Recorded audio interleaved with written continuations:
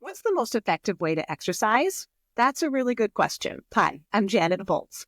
This is the Be Well Now Method podcast. I'm a clinical exercise physiologist, a national board certified health coach, and a mindful movement teacher. And I combine movement and motivation science and mindfulness or mind-body science to transform exercise from a should or a task or something you feel like you have to do or should do into a form of whole person self-care. And so this question about what's the most effective way to exercise, I think is a really smart question to ask, because there's a lot of information out there about exercise, but a lot of people telling you what to do, but not necessarily how to figure out for you what is the right thing to do. And so you might have learned how to exercise as an athlete.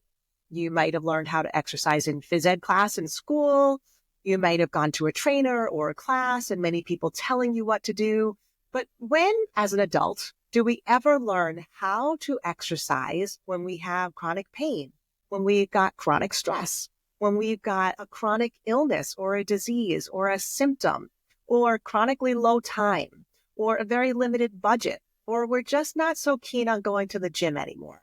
There's no one really teaching us how to do that necessarily. So I'm here to help you do that, because every day I hear stories of people who are wondering what's the most effective way to exercise. And most of them have had experience with exercise that was not very effective for them. It didn't last. It didn't leave them feeling or functioning better. Oftentimes it left them with injury. And so I really want to share this way of figuring this out for you. And the Be Well Now method allows you to do that. It starts with just listening to your body. Oftentimes we start by, okay, tell me what to do. I'm going to start doing it. And we dive in. And I find that that's one of the biggest problems. I think that the biggest problem is how we start exercising. It doesn't start with moving. It starts with listening to your body, listening to your heart. Your brain is going to tell you a lot of stories about what you should be doing, what you shouldn't be doing, what you should be able to do already, what your body should look like. And those shoulds are a good red flag that you are doing a brain-based approach to this. The thing is, your brain can time travel, and that's not a problem. That keeps you safe. But it will go to judgment. It will kind of figure out what's good and bad and what you should and shouldn't be doing. And the thing is that our brain doesn't always tell us the truth about what's real now. It will go to imagined problems or strive for some past better state. And the thing is that your body is only here now, and your body doesn't lie. It always tells the truth. Your heart doesn't lie. So this whole person approach asks us to just stop before we dive in and follow what we think we should do or what we've heard we're told to do, and stop and listen to your body and your heart. Okay. How do you do that? It's hard because our body doesn't use words. Our brain does. So we stop by just pausing. And so I ask you just to pause right now. Stop what you're doing and just settle into your body. Let your attention kind of settle into your body, and let your body settle into a position where it feels comfortable, where it feels like your bones can hold you and your muscles don't have to work very hard. And just feel your breath moving in and out. And as you do that, settle into knowing that your body is taking care of you without you having to orchestrate it. It's doing a lot to take care of you. Your heart is beating. You don't have to think about it. Your lungs are breathing. You don't have to think about it. You don't have to try to make something happen. In fact, that trying state is the stress state. The well state is when you're trusting what you know inside as your guide. Okay. So we start by being and just settling into how your body's taking care of you. Right now it's digesting food, and it is turning that food into energy for your cells. And your cells know what to do with that energy: to heal, to renew, to grow stronger, to take care of you, to help you to survive so that you can thrive. So let that just kind of sink in for a moment, that this body and this heart have this wisdom, this knowing that's beyond words. And just feel the sense of being in your body. And as you feel your breath moving in and out, feel the sense of your heart brain. That heart area has information that is really important for you, the center of your body. So settle down from your brain into your body. Notice your breath. Just let yourself be. There's nothing you have to do right now. And imagine if you were asking for directions to go somewhere, right? You would need this information to get where you wanted to go. And you'd have to listen to those directions, right?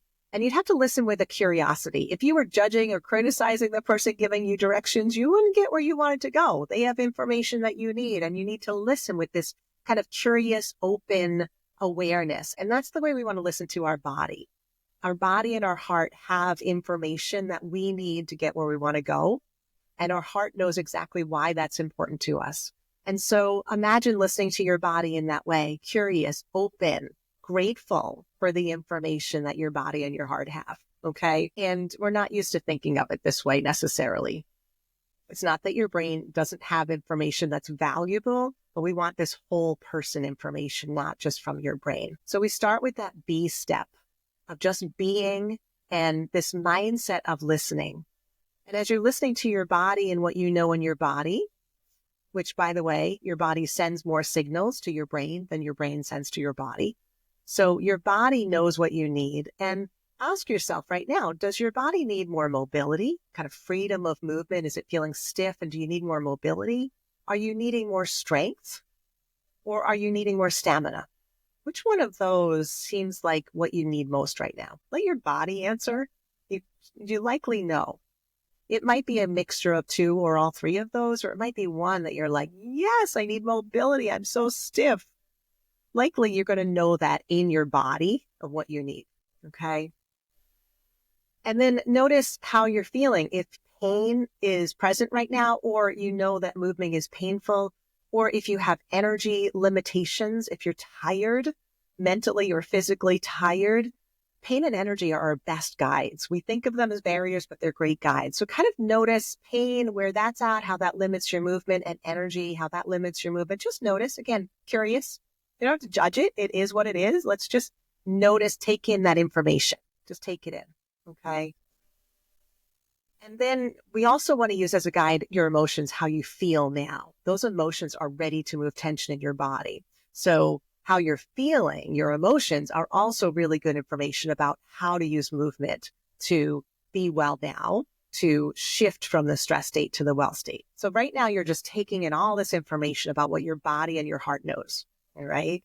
And just, you don't have to do much with it. Just notice. Okay. Now, before we even move, the second step is to ask what you want. This is what your heart knows. Where you want to go. You have to know that, right? If you're going to ask for directions, you got to know where you are.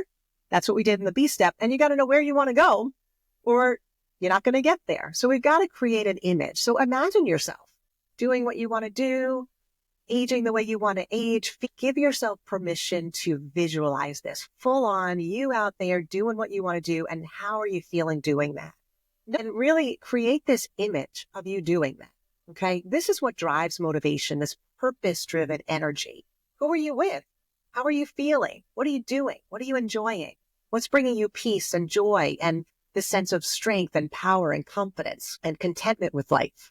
So that we're not exercising just to survive and prevent disease. We're exercising to thrive, right? We're exercising so you can fill in the blank, right? So create that image in your mind. Now you know where you're starting from and where you want to go, okay? And you've got some real results. The real results are what you just imagine you doing. Those are real results. Kind of faux results are, I want to get to a certain weight, or I want to be able to, even running a 5K might be a faux result, or I want to be exercising 3 times a week. Those are kind of like, yeah, okay, that's a result. That's a goal. But what's below the surface there? What is the why behind that? The core why? What's that about for you? Get to that level of curiosity about what the motivation is, the purpose of exercising is, and you're going to find the most effective way, because it's going to be very tailored, very specific for what you want to be able to do. You're going to have a direct line between what you're doing and what you want to be able to do, not what you should do, what you want to do. Okay.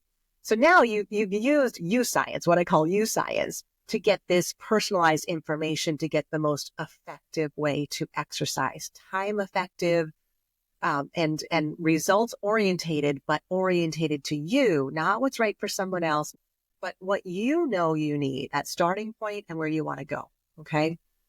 And now we can start moving, but we want to do that intentionally, right? Just like if you're setting out on a road to get somewhere, you've got to be very intentional about what roads you're taking, right? And how you're getting there and how fast you're going, especially to make sure that you're doing this in a way that's sustainable.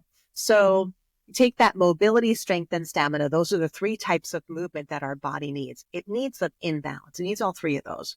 But sometimes our mobility is lower and it's limiting our strength and stamina, right? Or sometimes we have less strength and it's limiting our stamina and mobility. They're intertwined, but oftentimes I find that when we become deconditioned and we've lost some strength, stamina, and mobility, usually the first thing to start with is mobility. Oftentimes, starting with some stretching exercises and just getting that freedom of movement back so you can build the strength and the stamina. Not always, but sometimes that's the place to start. You could also start with just a little bit of all three. Okay, so notice what your body needs. What sounds most appealing to you? What sounds like that would be so great to just do some stretching? That would feel so good. Or it would feel really good just to do a 10-minute walk every day. Or it would feel really good to do some strength exercises and feel like I'm strong and powerful again. What would feel good? Okay, again, we're gonna leave those shoulds in the dust on this. We are gonna focus on what would feel good now. Now I know that if you've been trained as an athlete, that likely gives you a little bristle. What would feel good? How am I ever going to get stronger if I do what feels good? Doesn't it have to be painful? Don't I have to push hard to get results, especially in the beginning? Aren't I going to be sore? And if I'm not sore, I'm not going to get anywhere. You might likely have all those tapes in your head. If you want to thrive and you want to be healthy, we've got to have exercise feel good now. There is absolutely no research that says that soreness is needed. So the good sore idea is really just someone telling you something that is not founded in research. It's not helpful. Soreness is inflammation. That inflammation is telling your body, is telling your brain, this thing you're calling exercise, don't do that again. That wasn't very healthy. Okay. Now your brain's got to force you to do something that your body's telling you not to do. Your body knows, it's smart. It knows that soreness is not needed, not good. If you are sore, it's just too much too soon. If we start in this very intentional way, you never have to be sore. Okay. So, and it never has to be hard. It can feel good. And when it feels good, that means you're healthier. Okay. So we've got to flip that script and we can rewire that messaging. Neuroscience tells us neuroplasticity. We can rewire the messaging. So notice the voices that come in your head about no pain, no gain, or more is better, or you need someone to push me. All those voices that come into your head about exercising, notice them, smile. No, you don't need them anymore. Okay. You know the most effective way to exercise. We've done the first two steps. So let's just talk about mobility, strength, and stamina for a moment. Mobility is freedom of movement. Freedom of movement comes from moving in a range of motion that feels good for your body. We used to think that stretching meant you're stretching the muscle and you have to kind of force it like a rubber band, like force it to get longer. And actually what's happening when you do that is the nervous system goes, oh no, I better tighten it because there's a problem here. It might tear. Okay. So when you're forcing stretching and it's painful and you're forcing it, you're actually telling your nervous system, you don't want to be more flexible. You need protection. All right. So the way to do stretching to start is really just doing range of motion in a range that feels pain-free or pain reducing. All right. If it's pain increasing, it's pro-inflammatory. We don't want it. So mobility is stretching, and it can be as simple as range of motion in a pain-free range or some very simple stretches, nothing fancy. I wouldn't start with yoga because yoga is not something that our body's is ready to do. Okay. It's not movements that we do in everyday life. So stick with just basic, easy movements that feel good. And mobility, freedom of movement is also balance and agility, that freedom of movement and not being afraid of falling. But here's the thing about balance. Balance is not about perfectly being in balance. It's about trusting that your body can catch you if you do fall off balance. That's what's going to give you the freedom of movement. When you trust that your body is agile enough and connected enough to catch you when you fall off balance. That takes practice to reframe this idea of balance exercises from trying to be perfectly balanced and it being bad if you fall off balance and being nervous that you're going to fall to trusting that your body will catch you if you fall off balance. And if you do happen to fall, that you have the mobility or the freedom of movement, that you're less likely to injure yourself. Okay. So mobility is all of that. It's freedom of movement, but it's stretching and it's its balance and its agility. And it's all that making it free to move, free from fear of moving. Mobility is best done in small bouts throughout the day. One of the habits that we recommend in exercising well is stretching in small bouts throughout the day in a pain-free or pain-reducing range, so you get a nice anti-inflammatory benefit from that, okay? Strength is the ability to move against gravity.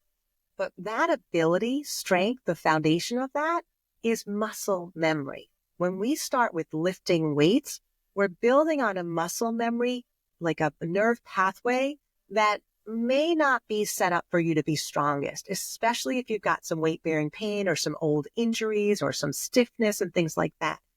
So it's just like a symphony or an orchestra having to practice together first before they can perform on stage. And they've got to practice things slow. And then if they make a mistake, they go back and they rewire it and they practice together. And that's what we really want for strength. We need muscle memory to be all of those muscles connected through nerve pathways that create the movement where you can move as strong as possible with the least strain and the most strength. Okay. So strength is not built by lifting weights to start. Strength is built by getting the muscle memory for doing the movements that you need to be strong for at a very light level, building it slow, building that foundation of brain-body connection and all those nerve pathways so that you can then move something against gravity, okay? So rather than thinking of strength training as something that has to be hard and sore at the start, we want it to feel light and easy at the start so you can build that muscle memory, just like that symphony having to practice so that they can perform flawlessly on stage, okay? So think of strength training as practicing, but first that brain-body connection, we need the nerve connection first before the muscles can be stronger. And then stamina is lasting energy. So cardiovascular exercise or cardio builds stamina, but it's about building stamina, lasting energy. It's not about getting your heart rate up. It's not about burning a ton of calories. It's about having lasting energy. You get what you practice. So we want cardiovascular exercise to give you energy right away. It cannot exhaust you. It can't make you feel worse mentally, physically, or emotionally. Okay. So if it increases pain, if it makes you feel embarrassed or shameful that you're so out of breath and so out of shape and all of that, find a way to do cardiovascular exercise that feels good for you. So the duration, the intensity, the type, all of that is pain-free or pain-reducing. And that might be a 5-minute walk.